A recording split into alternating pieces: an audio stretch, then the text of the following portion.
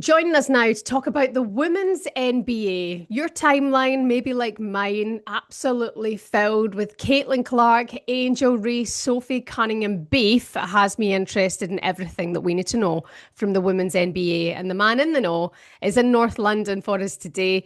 NBA and women's NBA analyst Mo Mooncey is with us. Hello, Mo. How are you?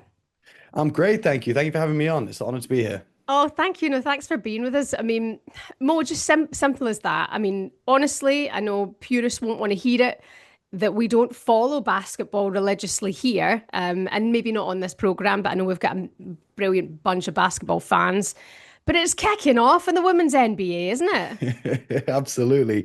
Absolutely. Right now, more than ever, there's more attention on the W, as we call it, the WNBA.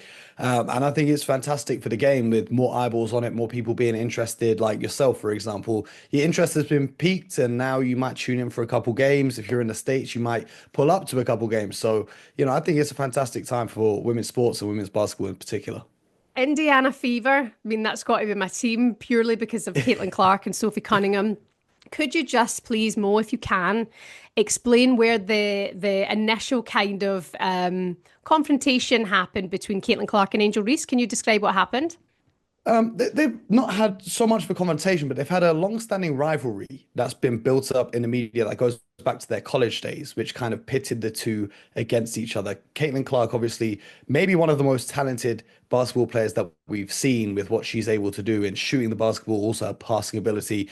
But then Angel Reese on the completely different style of play, more focused on rebounding the basketball and having an interior presence. So these two ladies were the best in college basketball, and their teams were the two best, and they kind of had a media narrative going against each other. And then when they progressed into the WNBA, there was, I guess, a slight animosity, with Caitlin Clark getting a lot of credit for the surge in popularity, and Angel Reese coming out and saying, well, it's not just Caitlin Clark, it's me as well that people are tuning in to see. Angel Reese, obviously very vocal in the media. She's got her own podcast. She has, a big following, whether that's from basketball because she has a lot of critics when it comes to her game, but she's garnered significant public attention. She signed a deal with Reebok, like an endorsement deal. Caitlin Clark's obviously signed with Nike. So they're the two biggest names out of that current, crop of players, the new ones that have come in. And, kind of the back and forth, it's almost like everyone has to pick a side. It's like you team Caitlin, you keep team Angel Reese, and then people pick a side and, the fans do their thing and they go from there. And they had it out, didn't they? Most recently, in the media, there was a bit of a to do or whatever in one of their games, and that's kind of is it thrown it much further, like gathered a lot of media attention as we do when we see a little bit of beef on the pitch here. It goes everywhere. It goes further, doesn't it? But I want to say, Mo, is that good for the game, or is it being viewed differently in the States? Well, I think any there's significant interest from the fans, and that's in any walk of life, whether it's in sports, whether it's in, the entertainment industry, even whether it's in politics, because drama and conflict creates attention. Over in the States, I think it's a good thing that more people are talking about the game. However, some of the conversation around it has become quite toxic. Some of the ways people are talking about each of the players respectively has not been in the most positive light. And you know me, I like to keep things basketball. However, I think anytime more people are tuned in, it's fantastic for the league because if we think back through the history of the NBA, there have been, I guess, two kind of time periods in the history of the men's game that led to significant growth. The first one being the Larry Bird versus Magic Johnson rivalry, which similarly to this one started in college, continued when they got to the NBA. They played for two rival franchises, the Boston Celtics and the LA Lakers. And the world tuned in to see, a rivalry between two of the best players going head to head in the finals every year. And then I guess with Caitlin Clark, the best comparison is what happened with Michael Jordan in the late 80s and the 90s, because a lot of this kind of beef and this rivalry stems from the way that teams are having to defend her because they're so frustrated with having to go up against someone with such an amazing level of talent. They're being very physical. They're fouling her a lot. There's a lot of aggressive plays being made. And Sophie Cunningham, who you mentioned, who got traded to the Fever, is um, what we describe in basketball as an enforcer on a team. You know, on a team, you have to have a player who stands up for your best player. You can't be letting your best player pick up bumps and bruises throughout the game and the opposition think there's no repercussions. So the incident you're describing with Sophie Cunningham, you know, she saw all the physicality that Caitlin Clark was enduring, and she said, "No, I'm going to stand up for my teammate, and I'm going to let the rest of the league know that she's not to be messed with." Yeah, I mean, it certainly, I felt like it broke the internet, that clip, that game specifically. And there was a brilliant, basketball show that were discussing it. And they were saying, if this was in men's basketball, it would be absolutely everywhere. They wouldn't be Mhm. able to talk about anything else but that. Sophie Cunningham, she was punished on court for kind of defending Caitlin Clark that night, right? Yeah, it's just part of the league's rules and regulations that you have. Certain levels of physicality are going to result in a fine and possibly a suspension if it was to go that far. So it's nothing out of the ordinary that she was kind of punished. This happens in the NBA all the time when you see altercations on the court. You see players pick up fines, and if it's a serious altercation, they pick up a suspension. So I'm not too worried about that. In fact, I really like that Sophie Cunningham did that for her teammate.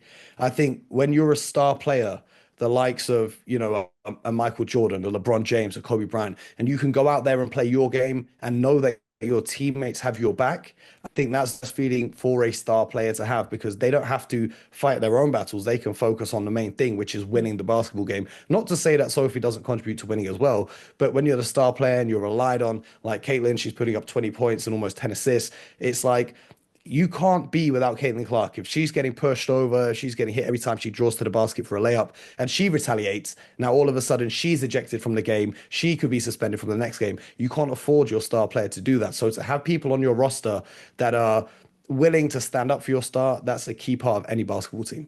And here's, plastic me wanting to get involved because I've seen that kind of friction that's happened. And I'm like, okay, what's going on? I need to know absolutely everything. So sometimes these things happen. It's not for the right reasons. It's maybe not been an enjoyable moment for the players taking part, but it's certainly raised the profile of the game over here in this country. That is for sure. Never mind over in the States. Do you think it's right, Mo? Like you say, you're all basketball. Do you think it's right that the way Caitlin's been treated, the way Angel's been treated, is it all getting a bit toxic and a bit out of hand? Well, when we're talking about on the court, I have no problem with physicality and hard-nosed fouls because that's the essence of basketball at any level, whether it's in the park playing pickup basketball, whether it's in the best leagues in the world. That's competitive spirit, competitive conflict, as we call it, is, a key part of the game. And if you are a generational talent like a Caitlin Clark, it's almost like a rite of passage that you experience a level of physicality like Michael Jordan when he played in the 90s. Detroit Pistons, who were one of the toughest teams at the time, they had what was called the Jordan rules. They designed a special set of rules to stop Michael Jordan from scoring, and that involved a lot of hard physical plays on him. You'll see clips of him being thrown to the floor and being hit in the head. And it's, part of that journey to becoming possibly the greatest of all time. Now, when it comes to off the court, I think that both players from rival fans receive a lot of criticism from, the rival fans. And some of it crosses the line of what I personally think is acceptable in sports debates. I like to keep the things focused on the court, not on any other issues or aspects of a player and their identity. So I do think that a lot of fans, especially online, on X and things like that, have crossed their line in some regards. However, this is part and parcel of the increased popularity of the league. Because if you look at, the WNBA in recent years, they have what's actually now known as the Caitlin Clark effect on the league and the spike in popularity that's happened. For example, the Indiana Fever Games, they were averaging around 4,000 fans in attendance before Caitlin Clark arrived. Her rookie season, that jumped up to 17,000. So Wow. not Whoa, only that's that, yeah, massive. Mm. not only that, the average league attendance also increased from 6,000 to 9,000. But the games on the road where she plays away games in, whether it's Los Angeles or wherever it might be, teams are having to play in different arenas because their home arena can't accommodate enough fans who want to see Caitlin Clark when she's in their city. So the fact that the game is, getting so much more popular, Fever Games now the most watched games in the WNBA. I think they're averaging over 1 million viewers. 1.3 million people tuned in for a preseason game where Caitlin and the Indiana Fever went to play against her college team in Iowa. And that was the most watched preseason game in basketball, men's and women's, since 2010 for any Wow. games that didn't feature LeBron James. Because obviously, when he changes teams, people want to tune in. But that's the level of impact that Caitlin is having. And, if you talk to LeBron, hearing the outside noise and the abuse from fans, it is not nice to say, but it's almost part of it. Anytime you're in the public spotlight like that, um, it's gonna come with part of being a superstar because Yeah. Caitlin Clark, not only is she a superstar in women's basketball, in basketball, she is one of the biggest superstars in sport in the world right now. And in comes our mate, and as it's been said online, bodyguard with Sophie Cunningham, who I think in something like 48 hours after that defending display of Caitlin Clark, I think it was got like 500,000 more followers and new brand Mhm. deals. So yeah, all these things, it's part and parcel with it, I guess. But I'm like you, don't cross the line. Let's not make it toxic. But it's all good things for the sport. Hearing those numbers are absolutely incredible. Mo, before I let you go, are you Team Caitlin or Team Angel? I'm team basketball. I'm a big fan. I'm a On big the fan of both fence, on the players. fence. I'm a big fan of both players, but if I had to pick one, I'll say the way that Caitlin Clark plays basketball, I absolutely love watching her games because she can shoot the three ball like Steph Curry, and that opens up the game for her team. Because when you can shoot the ball from so far away, the defense has to come out and guard you so far away, leaving more space for your teammates where she can find them for easier opportunities to score on the inside. So, Brilliant. both women are doing amazing things, but what Caitlin Clark is doing right now, this is, the Michael Jordan effect on the WNBA that we're seeing unfold right in front of our eyes. Absolutely love that. Mooncey, NBA analyst, thank you so much for coming on the kickback, and hopefully we'll catch up with you again soon. Appreciate you. I hope to be back soon. Thank you for having me.